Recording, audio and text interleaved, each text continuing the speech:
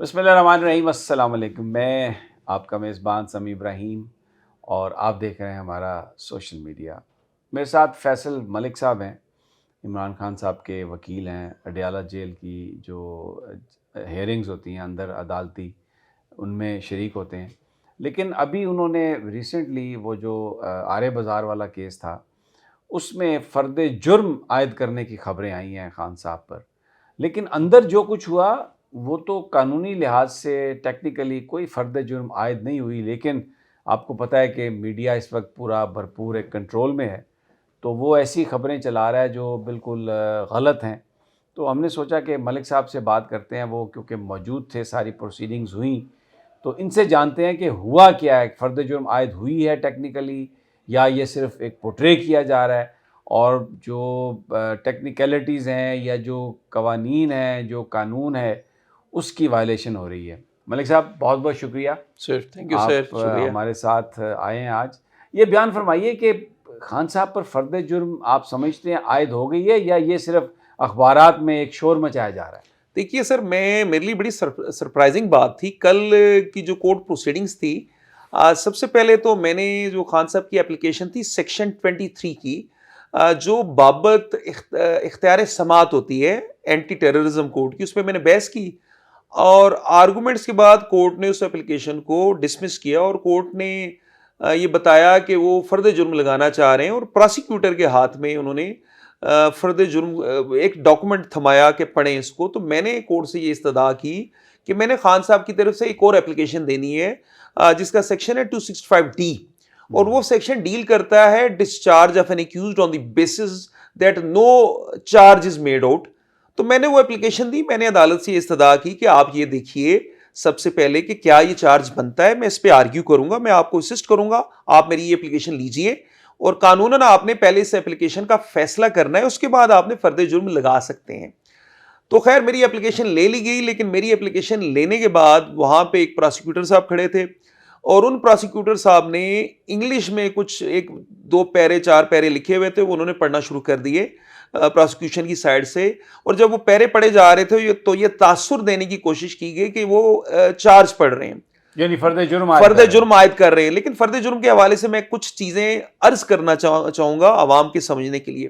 دیکھیں، فرد جرم عائد کرنے کا طریقہ کار یہ ہوتا ہے کہ جس شخص پہ فرد جرم عائد کی جا رہی ہوتی ہے، جیسا آپ اس کو بلاتے ہیں اور سادہ الفاظ میں اور اس زبان میں جو زبان وہ سمجھتا ہے اس کو یہ وضاحت کرتے ہیں کہ بھائی آپ پہ یہ الزامات ہیں، ان الزامات کے جواب میں کیا آپ ان کو تسلیم کرتے ہیں یا ان سے انکار کرتے ہیں. وہ ملزم آ کے عدالت میں اگر ان الزامات کو تسلیم کر لے تو وہاں پہ ٹرائل ختم ہو جاتا ہے، اس کو سزا ہو جاتی ہے. لیکن اگر وہ انکار کرتا ہے تو پھر ٹرائل آگے چلتا ہے. کل کے دن میں فرد جرم جو وہ کہہ رہے ہیں لگائی گئی، وہ کوئی جج صاحب نے ایسی چارج شیٹ نہیں پڑھی، پہلی بات. دوسری بات، کل عدالت میں تقریباً 80-85 لوگ تھے اس مقدمہ میں. ٹوٹل ملزمان کی تعداد 119 ہے. جب آپ ایک جوائنٹ ٹرائل کریں گے تو تمام ملزمان پہ ایک ساتھ چارج فریم ہوگا. جب ملزمان مکمل نہیں تھے تو کل چارج ویسے ہی فریم نہیں ہو سکتا تھا. تیسری بات، جب یہ چارج پڑھا جا رہا تھا تو اس وقت تمام ملزمان بہت دور فاصلے پہ تھے، وہاں تک آواز نہیں جا رہی تھی، تو ان میں سے کسی نے بھی نہیں سنا کہ پراسیکیوٹر صاحب کیا پڑھ رہے ہیں. اور ان سے یہ تھا بھی انگریزی میں. جی وہ سر میں عرض کرتا ہوں. دوسری بات کی طرف میں آتا ہوں جو ٹھیک فرمایا آپ نے. ہمارے بہت سے کلائنٹس پختون ہیں جو انگلش نہیں سمجھتے، ہمارے بہت سے ایسے کلائنٹس پنجابی بھی موجود ہیں جو انگلش نہیں سمجھتے، اور کچھ جو پڑھے لکھے ملزمان تھے ان تک آواز نہیں جا رہی تھی. تو یہ 3 ہمارے بنیادی اعتراضات تھے، اور میں اپنے ان اعتراضات کو ویریفائی کرنے کے لیے یہ بھی عرض کرنا چاہوں گا کہ جو جیل میں عدالت ہے اس میں CCTV کیمرہ لگا ہوا ہے. اگر CCTV فوٹیج لی جائے تو میری تمام باتوں کی ویریفیکیشن ہو سکتی ہے، اور اس کے متعلق جو خان صاحب کی ڈیفنس ٹیم ہے آگے وہ اپلیکیشن بھی دے گی. میں تو باہر آیا تو میرے لیے بڑی حیرت انگیز بات تھی. باہر یہ کہا گیا کہ خان صاحب پہ فرد جرم لگ گئی، جبکہ خان صاحب نے کسی بھی فرد جرم کے ڈاکومنٹ پہ دستخط نہیں کیے، انہوں نے اپنا تھم امپریشن نہیں لگایا. یہ ڈاکومنٹ وہ ہوتا ہے جس پہ کوسچنیئر ہوتے ہیں، جس پہ اس پہ کوسچن لکھے جاتے ہیں کہ یہ الزامات ہیں، جس کے جواب میں ملزم یس یا نو کرتا ہے. پھر ہوا یہ کہ کچھ میرے علم میں کچھ مجھے لوگوں نے بتایا کہ کچھ عدالتی اہلکاروں نے جج صاحب کی غیر موجودگی میں کچھ سادہ صفحات پہ دستخط لیے جو کہ جو ملزمان تھے. حالانکہ اس طرح سے دستخط لے کے اور اس پہ بعد میں اگر فرد جرم لکھ لی جائے تو اس کی بھی کوئی قانونی حیثیت نہیں ہے. تو میں یہ سمجھتا ہوں کہ یہ فرد جرم نہیں لگی.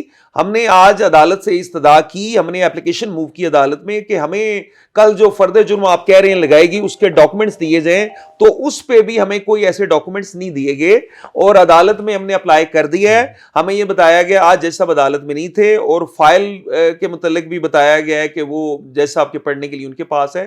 ہماری یہ کوشش تھی کہ ہمیں وہ ڈاکومنٹ دیے جائیں, وہ فرد جرم دی جائے جو کہ لگائی گئی ہے. کیونکہ دیکھیے یہ بڑا ہائی پروفائل ٹرائل ہے. دیکھیے انصاف نہ صرف ہونا چاہیے, ہوتے نظر آنا چاہیے.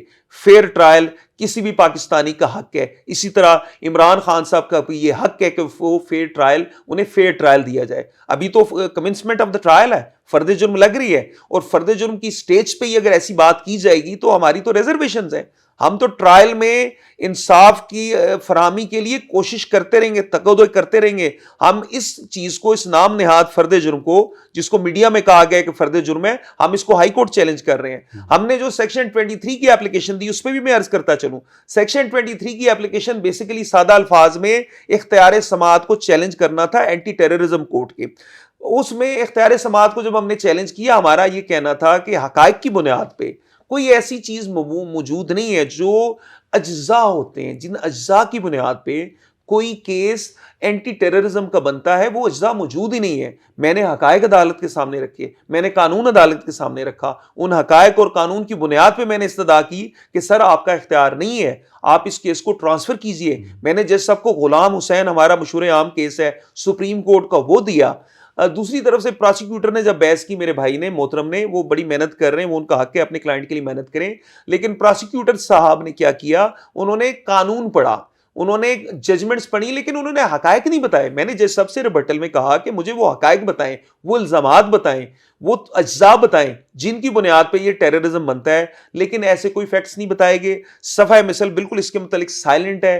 ان کیسز میں کچھ بھی نہیں ہے, اور ان کیسز میں عام حالات میں کوئی عام پاکستانی جب کیس میں جاتا ہے تو عدالت ایک پیشی میں ان کیسز کو اڑا کے رکھ دیتی ہے, ڈسمس کر دیتی ہے, ایکویٹل کر دیتی ہے. تو میں امید کرتا ہوں کہ خان صاحب کو بھی ایکویٹل ملے گا, عدالتیں انصاف کریں گی بغیر کسی فیئر اور فیور کے. لیکن آپ کی ساری گفتگو سے مجھے یہ لگتا ہے کہ ٹیکنیکلی اتنے زیادہ بھنڈ مار دیے گئے ہیں کہ جس طرح سائفر کیس تھا یا دوسرے کیسز تھے, وہ جب ہائر کورٹس میں گئے تو وہاں پہ سسٹین نہیں کر سکے. تو یہاں پہ لوور کورٹس میں تو جس طرح جج صاحب نے آپ کو ریبٹل کا موقع دیے بغیر چیزوں کو مسترد کیا, درخواستوں کو مسترد کیا, اور جس انداز میں فرد جرم عائد کرنے کی کوشش کی گئی ہے, تو لگتا ہے کہ یہ تو فیصلہ حکومت کو جو مرضی ہے اس کے مطابق ہی آئے گا. لیکن یہ جو اس وقت جو اس میں لوپ ہولز ہیں, جو ٹیکنیکل چیزیں جس طرح خراب کی جا رہی ہیں, ہائر کورٹس میں اس کا جو بینیفٹ ہے وہ تو ڈیفینیٹلی ملے گا خان صاحب. سر ڈیفینیٹلی خان صاحب کو اس کا بینیفٹ ملے گا ہائر کورٹ میں, اور اس طرح کے کیسز ہائر کورٹ میں سسٹین ہی نہیں کر سکتے. ریبٹل کا موقع بھی میں نے جج صاحب سے استدعا کی, میں نے کہا یہ جو بات فرما رہے ہیں اس کے لیے مجھے موقع دیجیے سیکشن 23 کے حوالے سے کہ میں ریبٹل کروں, اور میری بات آپ ایک دن سن لیجیے, نیکسٹ ڈے سن لیجیے, کوئی اس میں اتنی جلدی نہیں ہونی چاہیے. وہ کہتے ہیں justice in hurry justice buried, تو لیکن مجھے موقع نہیں دیے گا ریبٹل کا پراپر. چند منٹ میری بات, بامشکل 2-4 منٹ میری بات سنی گئی. پھر میری جو دوسری بڑی امپورٹنٹ اس میں استدعا تھی 265D کی اپلیکیشن دی کہ جناب یہ آپ کا کیس بنتا ہی نہیں ہے چارج کا, ان کو آپ نے ڈسچارج کرنا ہے. اور میں نے جج صاحب کو اپلیکیشن دی, میں نے ان سے کہا کہ آپ استغاثہ کو نوٹس دیجئے اور اس پہ ہماری بحث سنیے, اور اس پہ بحث ہونے کے بعد ہی آپ چارج فریم کر سکتے ہیں. میری اپلیکیشن لے لی گئی, میری اپلیکیشن پہ کوئی آرڈر پاس نہیں کیا گیا, اور میری اپلیکیشن پہ آرڈر پاس کیے بغیر ہمیں بتا دیا گیا آپ 10 دسمبر کو آ جائیں. لیکن باہر جب میں آیا میڈیا پہ مجھے پتا چلا کہ فرد جرم لگ گئی. It was extremely shocking. کسی فرد جرم پہ دستخط نہیں ہوئے, کوئی فرد جرم پڑھی نہیں گئی, یعنی کوئی فرد جرم جس صاحب میں. ایک اور سوری آپ کی بات کاٹ رہا ہوں, ایک اور فیئر ٹرائل کا تقاضا یہ ہوتا ہے کہ میڈیا جو ہے اس کو پوری ایکسیس دی جائے. عدالت جیل کے اندر لگائی گئی ہے ڈیفینیٹلی سیکورٹی ریزن کی وجہ سے, لیکن وہ جیل کی پریمیسز نہیں ہے, وہ عدالت ہے, اور اس میں پوری ایکسیس ہونی چاہیے میڈیا کو, لیکن میڈیا کو بھی نہیں جانے دیا گیا. تو جو ایک بہت بڑا جو ایک انگریڈینٹ ہوتا ہے فیئر ٹرائل کا, میڈیا کی موجودگی, وہ بھی نہیں تھی وہاں پر. تو یہ بھی ایک سوالیہ نشان تو ہے ٹرائل پر. سر بڑی اہم بات آپ نے کی. ایکچولی جو فیئر ٹرائل ہے, اور دس از این اوپن ٹرائل, آپ نے درست فرمایا یہ عدالت ہے، یہ جیل نہیں ہے. آپ نے درست فرمایا کہ جو شخص اس اوپن کورٹ میں، اگر ہم فیئر ٹرائل کی بات کریں گے تو ہم اوپن کورٹ کی بات کریں گے. یہ کوئی ان کیمرہ پروسیڈنگز نہیں ہے، یہ ایک اوپن ٹرائل چل رہا ہے، اوپن کورٹ میں چل رہا ہے. اور میڈیا کے متعلق ہماری ٹیم نے اپلیکیشن دی کہ آپ میڈیا کو ایکسیس دیجئے تاکہ میڈیا اس ٹرائل کا مشاہدہ کرے کہ کیا اس میں تمام لوازمات پورے کیے جا رہے ہیں. لیکن کل جب اتنی امپورٹنٹ اسٹیج تھی اس کیس کی، ٹرائل کے سٹارٹ کی اسٹیج تھی، تو اس اسٹیج پہ ہماری درخواست کے باوجود کل میڈیا کو عدالت میں نہیں آنے دیا گیا. اور یہ فیئر ٹرائلوں کے اگینسٹ ہے، اور اس کے ساتھ ساتھ اوپن کورٹ کا جو کانسیپٹ ہے یہ اس کے خلاف ہے. اچھا جی اب ایک بات تھوڑا سا میں یہ قانونی نکات سے ہٹ کے کروں گا. جی جی بہت گفتگو کی جاتی رہی ہے ماضی میں عمران خان صاحب کی صحت کے حوالے سے، اور ایسا تاثر میڈیا میں آیا جیسے کمزور پڑ گئے ہیں خان صاحب، بیمار ہو گئے ہیں خان صاحب، اور بڑی مشکل میں ہیں خان صاحب. یہ مجھے بیان فرمائیے کہ آپ نے خان صاحب کو دیکھا، کیا ان کی ہیلتھ تھی، کیا ان کی اسپرٹس تھیں، اور آپ کو لگ رہا تھا کہ کہیں سے وہ بیمار ہیں؟ دیکھیے، میں آپ کو بڑی امپورٹنٹ بات کی آپ نے. خان صاحب کے پاس میں جا رہا ہوں 9 مئی کے بعد سے میں جیل ٹرائل میں جا رہا ہوں. کل خان صاحب نے ٹراؤزر پہنا تھا، ٹی شرٹ پہنی ہوئی تھی، اور خان صاحب بالکل حشاش بشاش سپر فٹ تھے. اور انہوں نے آتے ہی جب اپنے ایکیوز پرسن جو کو ایکیوز پرسن سے جو ان کی پارٹی کے ورکرز ہیں، اور انہیں اس لیے نشانہ بنایا گیا کہ وہ پی ٹی آئی کے ورکرز ہیں، ان کو دیکھا تو خان صاحب بہت خوش ہوئے. خان صاحب نے اپنا روایتی مکہ لہرایا اور سب کو کہا کہ آپ نے آخری بال تک کھیلنا ہے، ڈٹے رہنا ہے، کسی چیز سے پریشان نہیں ہونا ہے، کیونکہ یہ الزامات جھوٹے ہیں، یہ بے بنیاد ہیں، اور بالکل آپ نے ڈٹے رہنا ہے. اور پھر خان صاحب بالکل حشاش بشاش تھے، خان صاحب کی صحت بالکل ٹھیک تھی. اور خان صاحب کے حوصلے کی بات ہے سر، خان صاحب کو دیکھ کے تو باہر والوں کو حوصلہ ملتا ہے. مطلب خان صاحب جب عدالت میں آتے ہیں تو میں آپ کو عرض کروں، وہ اتنے ایمان اور یقین سے کہتے ہیں کہ اللہ الحق ہے اور اللہ انصاف دے گا. میرا ایمان تازہ ہوتا ہے.